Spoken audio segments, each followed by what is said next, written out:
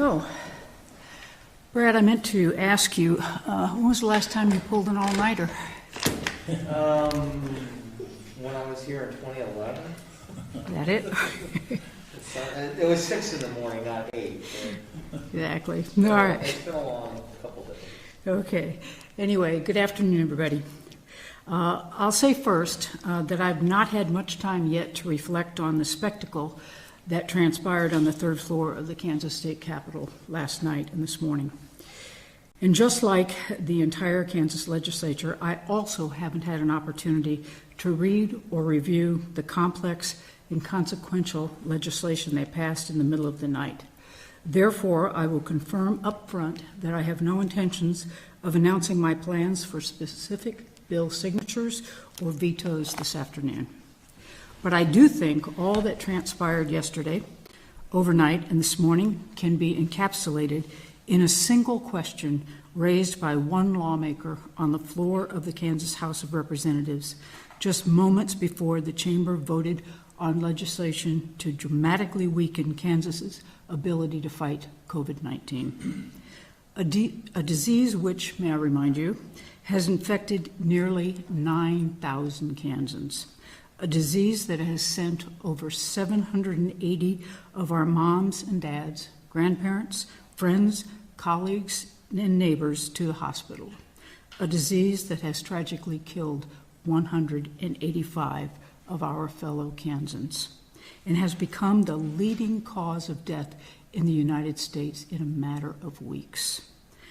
A disease for which there is no cure. Mr. Speaker, the legislator said, pausing his comments about this public policy that could mean life or death for Kansans across the state. Could I ask that we not throw paper airplanes in the chamber during debate on important legislation? I wish that had been a joke. I wish it had been some sort of metaphor. I also wish that this had not been the most embarrassing, irresponsible display of governing that we have witnessed throughout this ordeal. But unfortunately, what happened in the Kansas legislature yesterday was simply indefensible from start to finish, and there is no way for me to sugarcoat that for the people of Kansas. I don't say these things lightly. Until I became governor, serving as a member of the Kansas Senate was the honor of a lifetime. It is an awesome responsibility and opportunity. The Kansas legislature is empowered to solve problems. The votes cast have the potential to set the trajectory for the future of our state. These chambers are designed to serve as a marketplace of ideas. The process is intended to be boisterous, even passionate at times. That said, there should also be no illusions whatsoever that the process is free of flaws. It is a human endeavor, and therefore mistakes are baked into the equation. By nature, the tallying of votes creates winners and losers. This imperfect process has always required that Kansans save room for a bit of grace and patience and forgiveness for their elected leaders when things veer off course. They must not allow missteps to deter their faith and optimism that the people of Kansas will ultimately set things right in one way or another. But this is also why generations of Kansas legislators established rules and protocols to govern themselves as they govern the state. It's why historically the Kansas legislature has always honored certain precedents for behavior and abided by certain decorums. Even at the height of tensions in the lawmaking process, a process that is inherently political, there have historically been things that Kansas legislators just don't do to each other or to their constituents. Yesterday, throughout the night and this morning, so many of these time-honored decorums were thrown out the window when they were needed most. Sine Die marks the ceremonial end of the legislative session in Kansas. Most years, it is a time for tying up a few loose ends, cleaning out offices, announcing retirements, and bidding farewell to your colleagues for the year. Of course, 2020 was different in every way, so it was expected that sine die could be a bit more robust this year. The legislature had been forced to quickly adjourn its regular session in March when coronavirus turned our world upside down. It was reasonable to anticipate that legislative committees might want to try to finish a few legislative efforts here and there. As a former legislator, I considered that to be a fully reasonable expectation, but that's not what happened here. In the weeks leading up to sine die, lobbyists and a small number of Republican legislative leaders crafted a series of self-serving and, frankly, dangerous pieces of legislation behind closed doors and in the offices of special interest groups. When those proposals reached the Senate floor for debate yesterday, the Senate Majority Leader and the Senate President abruptly, unilaterally banned all amendments and public debate, saying that they were basically out of patience with legislators from both sides of the aisle who wanted an opportunity to discuss, ask questions, or even read these pieces of legislation. As the day dragged on, bills were bundled together in massive, unwieldy pieces of legislation that spanned multiple unrelated topics. This violated common sense rules that typically limit legislation to 2 policy subjects. I'll acknowledge that this rule has been ignored at other points in recent years, and it's worth noting that it never ended well. The bigger legislation is, the less that it is vetted, and the faster it is passed, culminate in a perfect recipe for unintended consequences. Additionally, Democrats were prematurely removed from conference committee negotiations, completely boxed out of any opportunity to influence or shape any of these policy packages.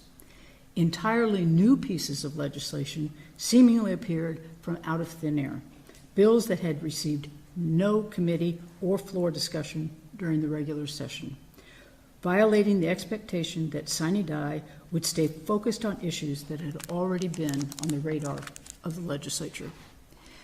In some cases, Republican senators were asking on the floor if they would be able to see the text of the bill before they voted on it. And those were just some of the procedural shenanigans that have shocked and stunned so many Kansans. I haven't even touched on the substantive policy problems these bills raise. In addition to the obvious sweeping bill that surfaced at 3 a.m. to limit executive authority during times of emergency, one that jumps to mind is the budget. Prior to yesterday, both chambers announced that they would not run any kind of budget bill as originally planned, despite the fact that Kansas now faces a $1 billion budget shortfall over the next 2 years. I actually did not fault this decision initially until a new appropriations bill appeared out of nowhere late last evening, full of new spending for pet projects instead of the difficult but necessary cuts that we know will be needed to balance the budget once the economic devastation of this pandemic takes full effect. And instead of balancing the state budget Kansas legislators are charged with overseeing, they sought to take control over how to spend federal stimulus dollars. Kansas recently received to help communities recover from COVID-19. After an initial review, legislative efforts to seize control over the CARES Act funding will only add layers of bureaucracy to the process and will create huge delays in getting these funds out and into communities where they're so desperately needed. Kansans are hurting. Kansas businesses need help. This is not the time for additional layers of red tape. And of course, there are also serious constitutional and legal questions about what took place yesterday. The legislature had until midnight to finish its work. The Senate president said on the floor that morning, yesterday morning, quote, "We have been told by all of our attorneys that we have to complete our work by midnight. Anything that we pass after midnight that is litigated could be called unconstitutional because the day ends at midnight. Despite warnings of looming legal battles for the state, they proceeded to work well past midnight, passing 7 pieces of legislation before finally adjourning at 8 a.m. this morning. Whatever questions may exist about the work the legislature did, one thing is clear. They had a deadline and they didn't meet it. It was an unprecedented and outstanding demonstration of the dysfunction of our legislature, unlike anything I saw in my years serving in the state Senate. And of course, there's no way to reflect on what happened in the Kansas legislature yesterday without acknowledging how partisan politics motivated everything that transpired. Legislative leaders made no secret yesterday that their actions were politically motivated.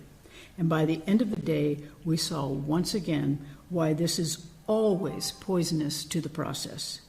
By the wee hours of the morning, legislators were literally screaming at one another during deliberations. It was truly, as one senator noted, a low point. And the losers of this ordeal will be the people of Kansas. Yesterday was difficult for all of us, and there is certainly enough blame to go around. For all of our differences, I hope I speak for everyone when I say that I think we all wish it would have played out differently. And while the legislature may be adjourned, there are still some steps in the process before we can formally close the books on this challenging session. In the coming days, I will thoroughly review every piece of legislation that comes to my desk. My team and I will carefully consider the pros and cons of each proposal, and I pledge to Kansans and to the Kansas legislature that I will make a determination about each proposal on its merits, not on the political motivations that guided it to my desk. Once I've worked through all the bills now headed to my desk, I will then turn my full attention back to fighting the global public health pandemic that continues to put all Kansans at risk. I will continue to implement the Ad Astra plan to safely reopen the Kansas economy when the data indicates that it is appropriate to do so. I share every legislator's concern that we need to get Kansans back to work as quickly and as safely as possible, and I will make this a top priority. I will continue to engage legislators in our recovery and response efforts. I know there will be some lingering tensions after all that happened yesterday, but we need to put the last 24 hours of gamesmanship behind us and move forward. As temperatures cool, I hope all Kansans will remember what I said a few moments ago, that this has never been and never will be a perfect process. We must not let these tough days diminish our faith in Kansans and in each other. And finally, as we enter the Memorial Day weekend, I want to take just a moment and honor all those who have served and paid the ultimate price. I also want to take a moment and thank all those who are serving now and the family members who support them back home. Thank you, and please be safe this weekend. With that, I'll turn it over to Secretary of Health and Environment, Dr. Lee Norman. Thank you, Governor. Good afternoon. Our current number of case counts is 8,958, which is an increase of 419 cases since Wednesday. We have 66,362 negatives so far, 185 deaths, as the Governor pointed out, which is an increase in 7 deaths since Wednesday. I would also like to point out that the numbers just released today on the national level have the case fatality rate for Kansas only bettered by 5 states. So we are case fatality rate are performing very well. And I'm going to talk about this in just a moment, but our hospitalization and case fatality and death rate per capita continue to be very favorable. Cluster information, we have 99 clusters, half of which are inactive and half of which are active at this point. They account for 4,560 of the cases and 133 deaths. This mostly will be familiar to you, but to reiterate, corrections, we've had 3 clusters with 971 cases and 6 deaths.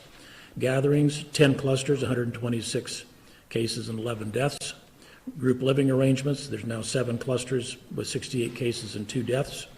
Healthcare, 30 clusters, 22 cases, and all those settings are inactive from this perspective.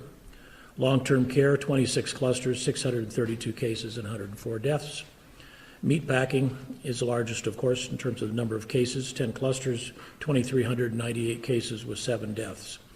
And finally, private industry, 40 clusters, 343 cases and 3 deaths. Mass gatherings. We are headed into the Memorial Day weekend as we enter phase 2. It is important to exercise caution and remain vigilant.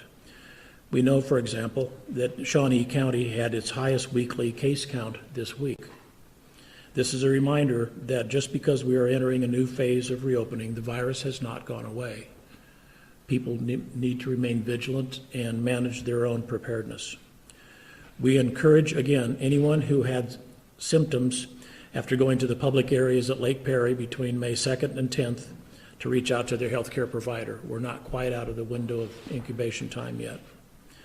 Testing and numbers. Relating to our numbers, we are hearing people say things like, with increased testing, this means we will always have an increasing number of cases. While this is true to a point, the important metric we are looking at is the percent of positivity, which is the graph over my right shoulder. It is important that we continue to see an increase in testing and fewer positive test results, which is exactly what this shows. You'll recall that even just a matter of weeks ago, we were in the 50 to 100, 150, 200 cases test results received today. And you'll notice on the left side there that we're over 3,000 test results being received today, per day, which is important for our response as we hopefully have a quieter period of time now. And then as we predict, if we ramp up in the fall and winter to have the testing capability, I have a good deal of comfort we're there now. The trend line you see in the big blue bar going down is the percentage of positives. So while the cases are out there and we're increasing testing, and of course we'll diagnose more of the positive tests, the percentage of positive is going down, which is a very encouraging sign. And by the way, these are, you may have seen in the press, concerns about the CDC, Florida, Virginia, and Pennsylvania, and a couple other states about how they report things. This is the PCR documented positive test for the state of Kansas. It is important that we continue to push on the number of tests and the amount of surveillance testing as well. As we work to reopen, it's important to remember that the virus is still out there. There's still no cure, no vaccine. I hope people will enjoy their holiday weekend. And remember, if you go out for any reason, wear a mask. And again, there's a lot of dispute about masks, but I think what's particularly critical for people to remember is when you're outside without a mask, you don't necessarily control your world. You don't necessarily control who's going to be on the elevator with you and cough or sneeze. It's really important to be able to take control, and one of the ways you do that is with a mask. Finally, I met with our incident command team today, which includes KDHE, all of our preparedness people, KDEM representatives, and the events that Governor Kelly talked about serve as disappointment, I guess I might say. We try to remain separate from political processes.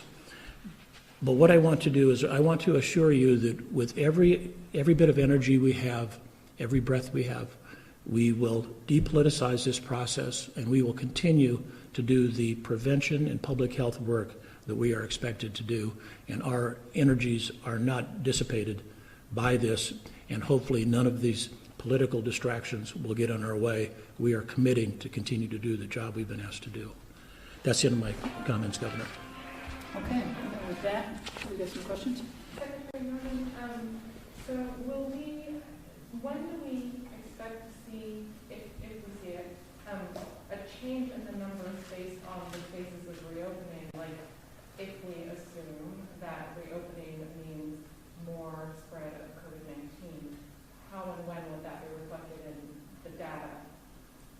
Yeah, the rate, if I understand your question, Celia, the question is not about the absolute number of cases, because the absolute numbers of cases will only go higher over time.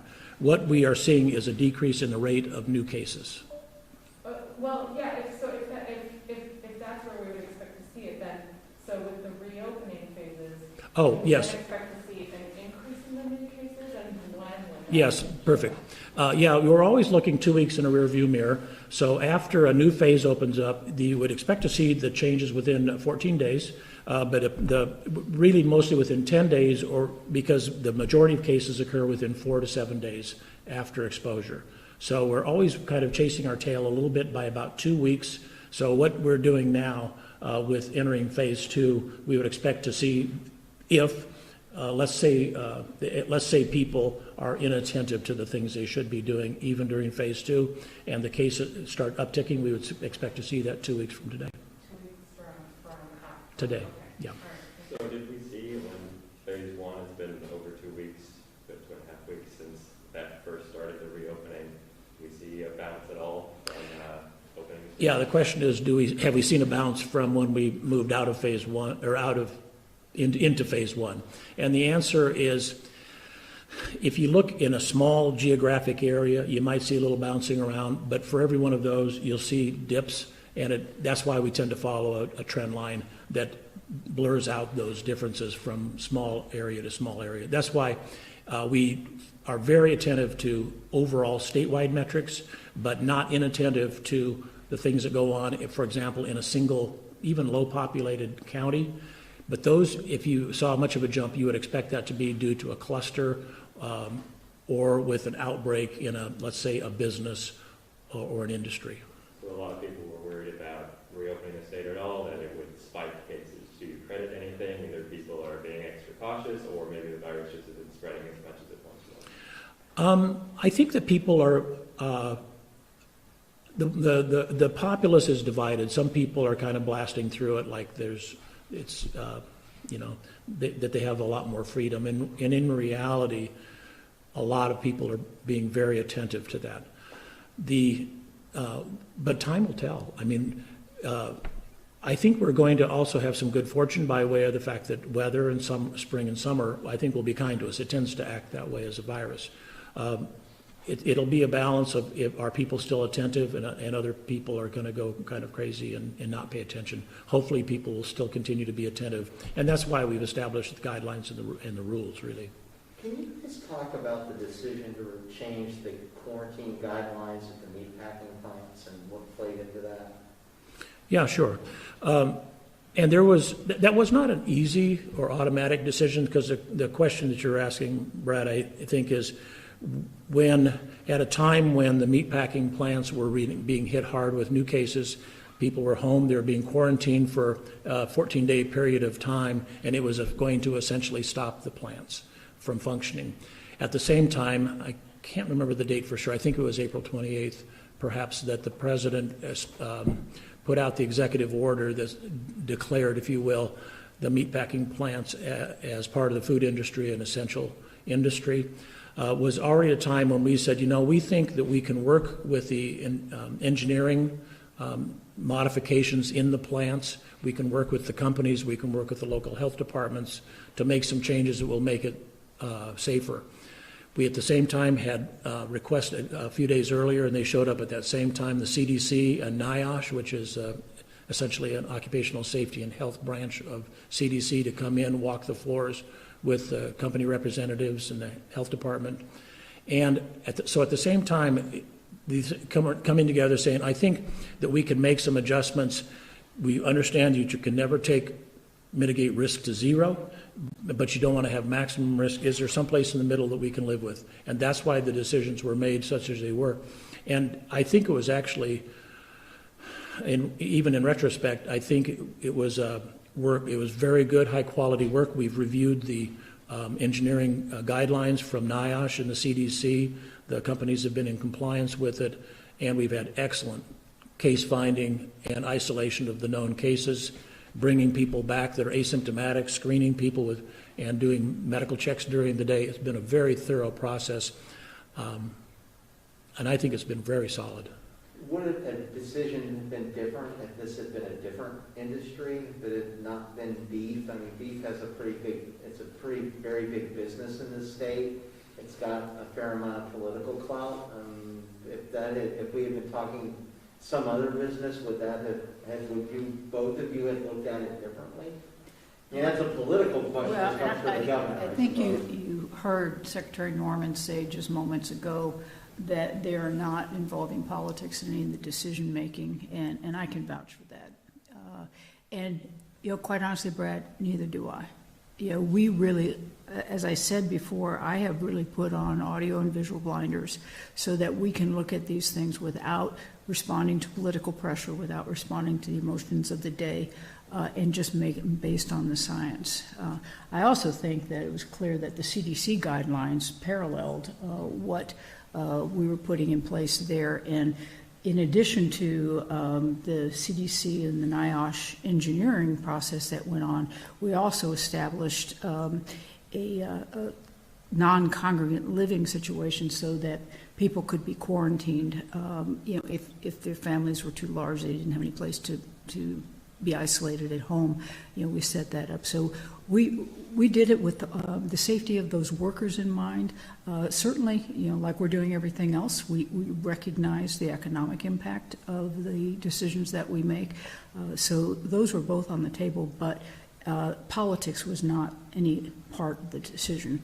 It really was measuring the metrics and the risk factors. And if I may add, just because I think it's interesting, and I might even brag just a little bit. You have seen over the last week or so about the White House screening with testing with an Abbott device that has a fairly high incidence of false negatives, right?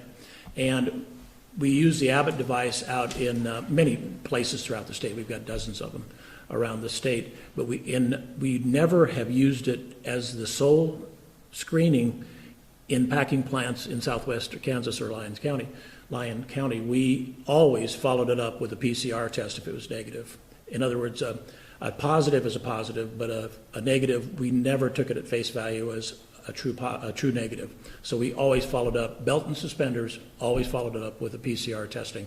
And we found a small number, but a number, if it's, I think it was, let's say 10 out of 400 or something like that. That's still 10 people that are infected you don't want back on the packing line. For the Johnsonville, they just said that there's 46 new people in Jackson County that have positive, and 5 of them to begin with were from the Johnsonville. Have they been going strong and doing something different? It sounds like they have shut. Sounds like we got some serious problems going on. Right Yeah, now. it's a smaller plant and a different packing methodology, and that plant has been shut down until it gets the numbers of cases are small enough to bring it back up. Governor, do you plan to delay employer payments to capers given budget issues? We have not made any decisions about the 2021 budget yet. We are really waiting to see what Congress does in provisions for state and local units of government. So once we know what that's going to be, then we will look at the budget and decide if and where we need to make cuts. Governor, I understand you clarified that you would not state today whether you're going to veto any given legislation.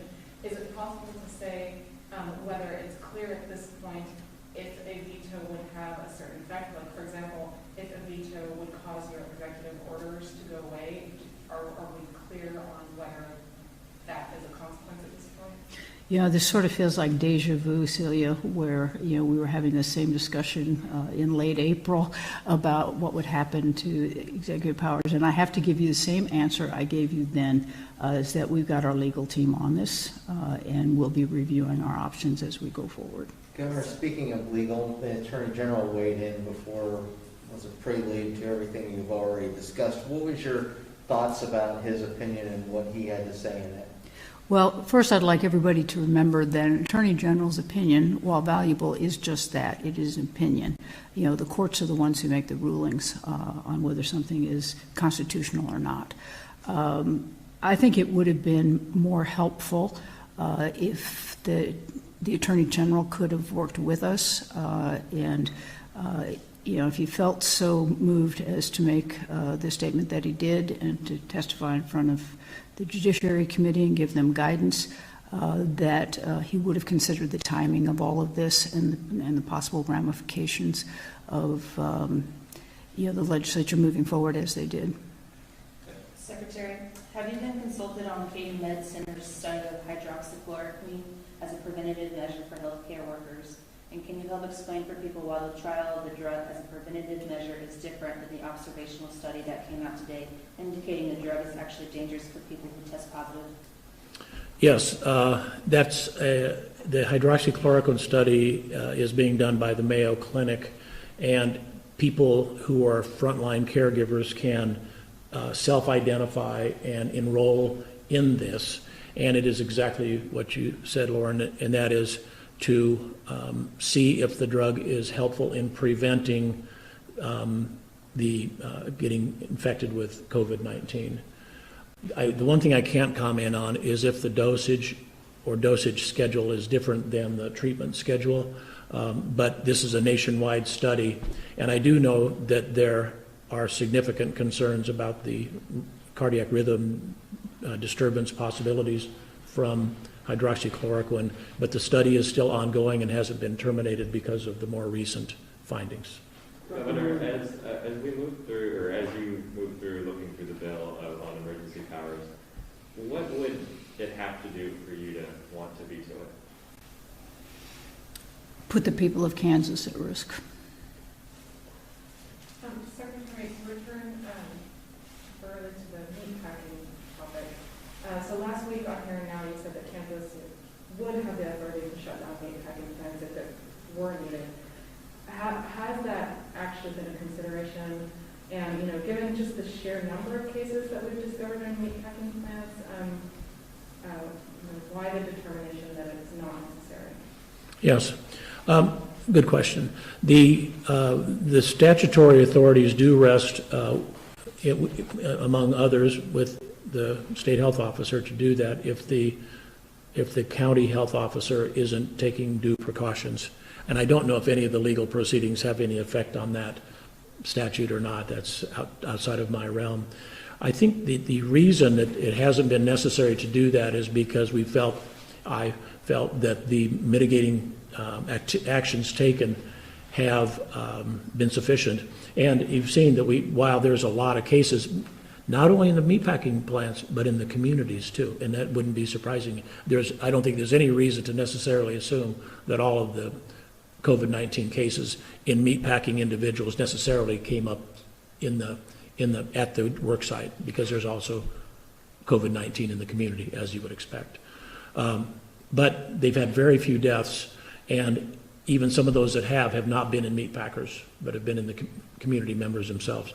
I think it's that balance that it hasn't tipped that it would be necessary to close them, given the impacts, and Governor addressed this, the personal impacts as well on the family members and the persons themselves. I think it's still safe enough, and we're getting farther and farther into this now, and that eventually the number of cases will reduce and burn out, and we're just not quite there yet.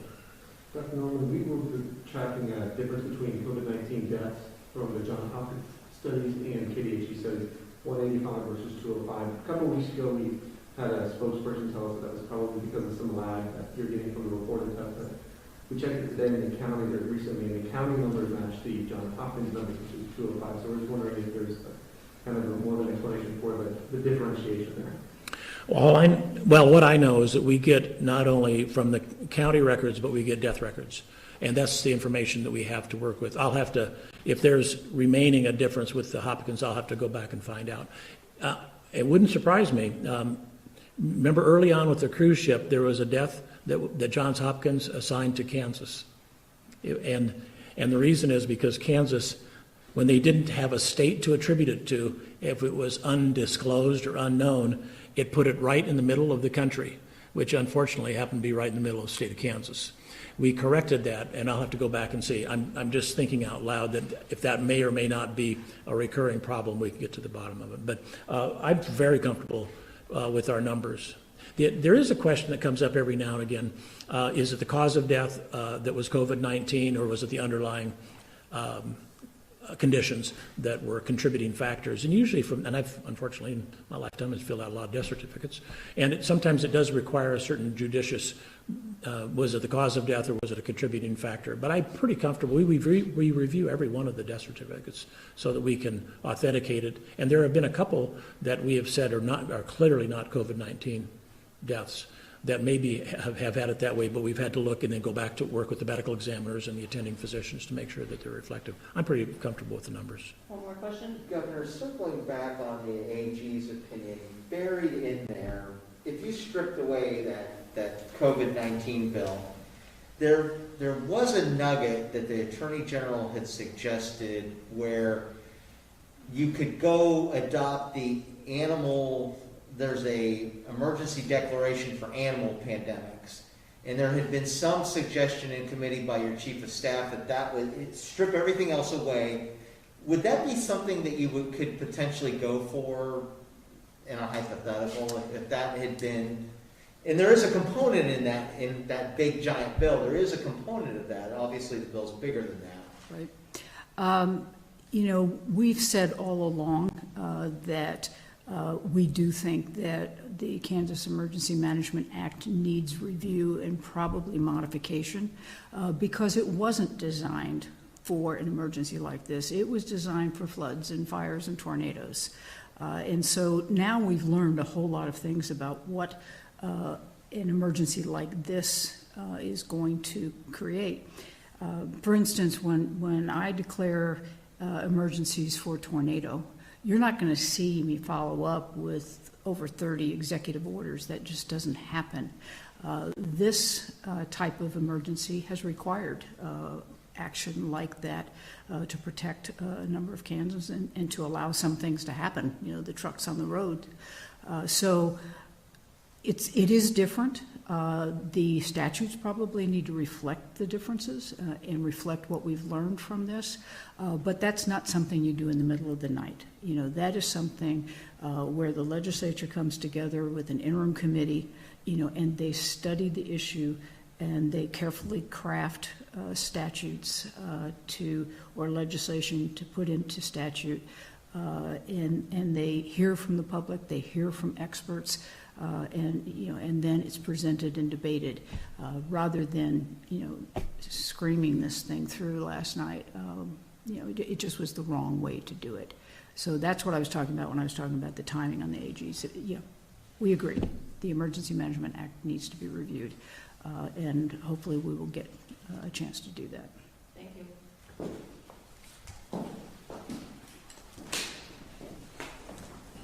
So with Trump's endorsement, you got to run for U.S. Senate now? I think I'm going to be VP on the 2020 ticket. Should we expect a time frame of a decision on a veto at some point? Say what? A decision on a veto, should there be next week, anytime like We that? really have not gotten the bill. There's a 10-day limit from the time that it hits our desk, but there's we can't figure out the time frame when the legislature has to deliver it, so. Because that can take days. Right, it could be months, they really don't have it. I don't think they've got a